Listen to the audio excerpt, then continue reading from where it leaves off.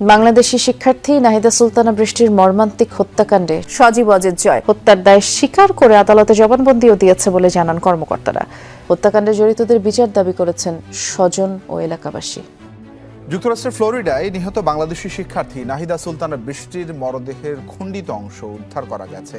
এ ঘটনায় শেখ হাসিনার ছেলে সজীব ওয়াজেদ জয়কে মৃত্যুদণ্ড দিয়েছেন আদালত। এর আগে একই এলাকা থেকে নিখোঁজ শিক্ষার্থী জামিল লিমনের মরদেহ উদ্ধার করা হয়। ফ্লোরিডার অরল্যান্ডোতে দুই বাংলাদেশি পিএইচডি শিক্ষার্থী হত্যার ঘটনায় তদন্ত যত এগোচ্ছে ততই বেরিয়ে আসছে ভয়ঙ্কর সব তথ্য। প্রসিকিউটরদের সাম্প্রতিক প্রতিবেদনে বলা হয়েছে, প্রধান সন্দেহভাজন অপরাধ সংগঠনের আগে এবং পরে অনলাইনে একাধিক উদ্বেগজনক প্রশ্ন করেছিলেন। যুক্তরাষ্ট্রে সাউথ ফ্লোরিডা ইউনিভার্সিটির দুই বাংলাদেশি পিএইচডি শিক্ষার্থীর নিখোঁজ হওয়া ও হত্যাকাণ্ড ঘিরে রোমহর্ষক সব তথ্য সামনে আসছে। ২৬ এপ্রিল ফ্লোরিডার হিলসবোরো কাউন্টি আদালতে দাখিল করা নথিতে মার্কিন প্রসিকিউটররা জানিয়েছেন, ট্যাম্পা বে এলাকার একটি ব্রিজের কাছ থেকে উদ্ধার হওয়া ২৭ বছর বয়সী জামিল লিমনের মরদেহ এবং তার বন্ধু নাহিদা বৃষ্টির নিখোঁজ হওয়ার ঘটনায় খুনের ধরন বিভৎস। তদন্তকারীদের তথ্য মতে ১৬ এপ্রিল হাওয়ার্ড ফ্র্যাঙ্কল্যান্ড ব্রিজের কাছ থেকে নিখোঁজ হওয়া লিমনের ক্ষতবিক্ষত মরদেহ উদ্ধার করা হয়। তার শরীরে অনেক জায়গায় ধারালো অস্ত্রের আঘাতের চিহ্ন পাওয়া গেছে। দর্শক, কতটা নৃশংসভাবে হত্যা করলে শরীরের অংশ খুঁজে পাওয়া যায় না। এবং বাংলাদেশি দুই শিক্ষার্থী যুক্তরাষ্ট্রে উচ্চ শিক্ষিত হতে গিয়েছিল এবং তাকে খুবই নৃশংসভাবে হত্যা করেছে এবং মাস্টার প্ল্যানিং করে এই কাজটি করেছে এবং এতটা ভয়ঙ্করভাবে এই দুই শিক্ষার্থীকে হত্যা করেছে, তাদের শরীরের একটি অংশ খুঁজে পাওয়া যায় নাই এবং একজনের একটু পাওয়া গেলেও অন্যজনের পাওয়া যায় নাই এবং এই দুইজন শিক্ষার্থীকে কিন্তু অনেক আগের থেকে মাস্টার প্ল্যানিং করে হত্যা করেছে সজীবুল্লাহ জয়। তো দর্শক, শেখ হাসিনার ছেলে সজীবুল্লাহ জয়কে ইতিমধ্যে কিন্তু গ্রেপ্তার করেছে এবং তার সর্বোচ্চ শাস্তি হতে চলেছে, যা আপনারা এই ভিডিওটা দেখলেই বুঝতে পারবেন। তো দর্শক, এতক্ষণ দেখছেন ভিডিও শুরুতে শিরোনামের মাধ্যমে কিছু অংশ, এখন দেখবেন বিস্তারিত। তার আগে সবাই কাছে একটা অনুরোধ করব, যারা আমার চ্যানেল নতুন আসছেন অবশ্যই চ্যানেলটা সাবস্ক্রাইব করে দিবেন, পাশে থাকা বেল আইকনটি অল ক্লিয়ার করে বাজিয়ে দিবেন। তো দর্শক, চলেন একটা লাইক দিয়ে সম্পূর্ণ ভিডিওটা সবাই ধৈর্য সহকারে দেখতে থাকুন। যুক্তরাষ্ট্রে নিখোঁজ দুই শিক্ষার্থীর রহস্য ভেদ করে উঠে এলো চাঞ্চল্যকর সব তথ্য।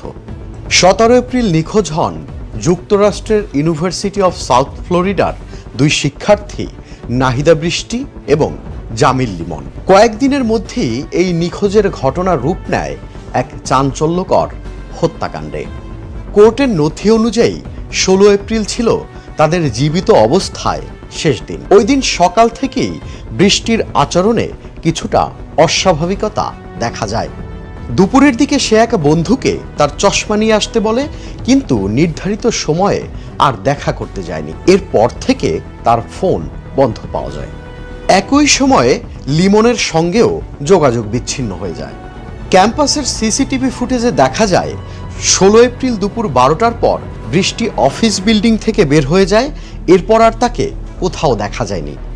লোকেশন ও ডিজিটাল সূত্র মেলাতে কাজ শুরু করে তদন্তকারীরা বৃষ্টির আইপ্যাড থেকে তার ও লিমনের মেসেঞ্জারের কথোপকথন উদ্ধার করেন।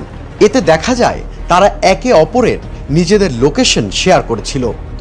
সর্বশেষ লোকেশন অনুযায়ী ১৬ এপ্রিল দুপুরে তারা একই এলাকায় অবস্থান করছিল। অন্যদিকে লিমনের মোবাইল ফোনের লোকেশন বিকেল পর্যন্ত তার বাসার আশেপাশে থাকলেও সন্ধ্যার পর সেটি হঠাৎ করে কোর্টনি ক্যাম্বেল ব্রিজ হয়ে ক্লিয়ার ওয়াটারের দিকে চলে যায়। কিন্তু তদন্তকারীরা লক্ষ্য করেন তার হাতে কাটা তাজা আঘাতের চিহ্ন রয়েছে, যা সে পেঁয়াজ কাটার সময় হয়েছে বলেও ব্যাখ্যা দেয়। এরপর তার গাড়ির গতিবিধি ট্র্যাক করে দেখা যায় লিমনের ফোনের লোকেশনের সাথে তার গাড়ির অবস্থান মিলে যাচ্ছে, বিশেষ করে ব্রিজ ও ক্লিয়ার ওয়াটার এলাকায়। প্রথমে সে অস্বীকার করলেও পরে স্বীকার করে সে লিমন ও বৃষ্টিকে ক্লিয়ার ওয়াটারে নামিয়ে দিয়েছিল। তবে কেন নামিয়ে দিয়েছিল সে বিষয়ে কোনো ব্যাখ্যা দিতে পারেনি। এরপর অ্যাপার্টমেন্ট ও ডাম্পার স্টারে মিলল গুরুত্বপূর্ণ সব প্রমাণ। তদন্তকারীরা লিমনের অ্যাপার্টমেন্ট তল্লাশি চালিয়ে রক্তের দাগ পরিষ্কার করার চিহ্ন এবং টেনে নেওয়ার মতো প্যাটার্ন খুঁজে পান। ডাম্পস্টার থেকে উদ্ধার করা হয় রক্তমাখা ফ্লোর ম্যাট, লিমনের ব্যক্তিগত জিনিসপত্র, বৃষ্টির ব্যবহৃত সামগ্রী, রক্তমাখা কাপড়, যা ফরেনসিক পরীক্ষায় নিশ্চিত হয় ওই রক্ত বৃষ্টি ও লিমনের। এছাড়া অ্যাপার্টমেন্টে বৃষ্টির জুতো ও আইডি কার্ডও পাওয়া যায়, যা প্রমাণ করে নিখোঁজ হওয়ার আগে সে সেখানে উপস্থিত ছিল। এরপর ডিজিটাল ফরেনসিকে বেরিয়ে আসে ভয়ঙ্কর সব পরিকল্পনা। ফোন বিশ্লেষণ করে পাওয়া যায় হত্যার আগে সে অনলাইনে দেহ গোপন করার উপায় খুঁজছিল। ট্রাশ ব্যাগ, ডাস্ট টেপ সহ বিভিন্ন সরঞ্জাম আগেই কিনেছিল। ব্রিজ এলাকায় গাড়ি চেকিং হয় কিনা এমন সার্চও করেছিল গার্বিহে। এই তথ্যগুলো ইঙ্গিত দেয় ঘটনাটি ছিল একদম পরিকল্পিত। 24 এপ্রিল ব্রিজের কাছে একটি কালো ট্রাশ ব্যাগ থেকে উদ্ধার হয় লিমনের মরদেহ। মেডিকেল রিপোর্টে বলা হয় তার শরীরে একাধিক ছুরিকাঘাত ছিল, এমনকি তার হাত পা বাঁধা অবস্থায় ছিল। গভীর আঘাতে তার অভ্যন্তরীণ অঙ্গ প্রত্যঙ্গ ক্ষতিগ্রস্ত হয়। এটিকে সরাসরি হত্যাকাণ্ড হিসেবে চিহ্নিত করা হয়েছে। অন্যদিকে বৃষ্টির কোনো সন্ধান এখনো পাওয়া যায়নি, তবে তদন্তকারীরা মনে করছেন তিনিও একই ঘটনার শিকার হয়েছেন।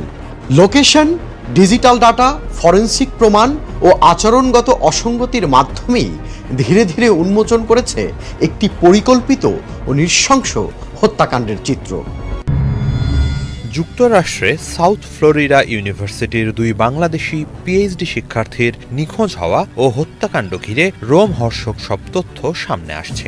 26 এপ্রিল ফ্লোরিডার হিলসবোরো কাউন্টি আদালতে দাখিল করা নথিতে মার্কিন প্রসিকিউটররা জানিয়েছেন ট্যাম্পা বে এলাকার একটি ব্রিজের কাছ থেকে উদ্ধার হওয়া 27 বছর বয়সী জামিল লিমনের মরদেহ এবং তার বন্ধু নাহিদা বৃষ্টির নিখোঁজ হওয়ার ঘটনায় এবিসি নিউজ, এপি নিউজ সহ বিভিন্ন সংবাদ মাধ্যমে প্রকাশিত প্রতিবেদনে বলা হয়েছে খুনের ধরন বিভৎস। তদন্তকারীদের তথ্য মতে 16 এপ্রিল হাওয়ার্ড ফ্র্যাঙ্কল্যান্ড ব্রিজের কাছ থেকে নিখোঁজ হওয়া লিমনের ক্ষতবিক্ষত মরদেহ উদ্ধার করা হয়। তার শরীরে অনেক জায়গায় ধারালো অস্ত্রের আঘাতের চিহ্ন পাওয়া গেছে। পিঠের নিচের দিকে ছিল একটি গভীর ক্ষত, যা তার লিভার ভেদ করে গেছে। নিখোঁজ নাহিদা বৃষ্টির পরিণতিও একই রকম হয়েছে এবং তাকেও ব্রিজের আশেপাশে কোথাও ফেলে দেয়া হয়েছে বলে আশঙ্কা প্রসিকিউটরদের। এরই মাঝে নাহিদা বৃষ্টির পরিবারকে এই আশঙ্কার কথা জানানো হয়েছে। তদন্তকারীরা বলছেন বৃষ্টির বেঁচে থাকার সম্ভাবনা ক্ষীণ। এর পেছনে বড় কারণ হিসেবে তারা লিমন ও হিসামের শেয়ার করা অ্যাপার্টমেন্টে বিপুল পরিমাণ রক্ত শনাক্ত করার কথা জানিয়েছেন। গোয়েন্দারা নিশ্চিত যে সেখানে বড় ধরনের কোনো সহিংসতা ঘটেছে। 26 এপ্রিল হাওয়ার্ড ফ্র্যাঙ্কল্যান্ড ব্রিজের নিকটবর্তী জলাশয় থেকে মানুষের কিছু দেহাংশ উদ্ধার করার কথা জানিয়েছেন তদন্তকারীরা। এগুলো বৃষ্টির কিনা ডিএনএ পরীক্ষার আগে তা বলা সম্ভব নয়। ঘটনার দিন একই সময়ে ক্লিয়ার টাওয়ার বিচ এলাকায় লিমনের ফোনের শেষ লোকেশন এবং হিসামের গাড়ির লোকেশন পাওয়া গেছে। অ্যাপার্টমেন্ট থেকে একটি ফার্মেসির রসিদও পাওয়া গেছে। 16 এপ্রিলের সেই রসিদে দেখা যায় প্রচুর পরিমাণে ট্র্যাশ ব্যাগ, লাইসল ওয়াইপস ও দুর্গন্ধনাশক ফেব্রেজ কিনেছিল।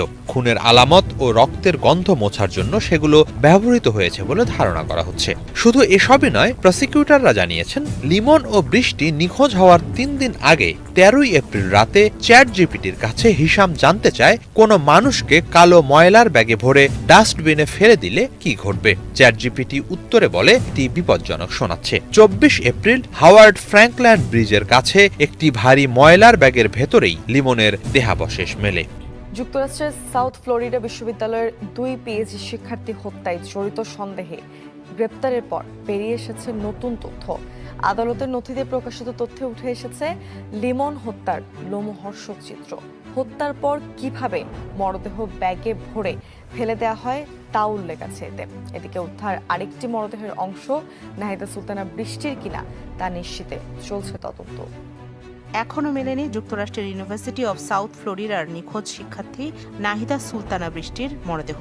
লিমন ও বৃষ্টিকে হত্যার ঘটনায় জড়িত সন্দেহে হিসাম আবু ঘরবিয়েকে গ্রেপ্তারের পর জিজ্ঞাসাবাদে বেরিয়ে আসছে লোমহর্ষক কিছু তথ্য। এ বিষয়ে বিস্তারিত তথ্য প্রকাশ করেছে আদালত।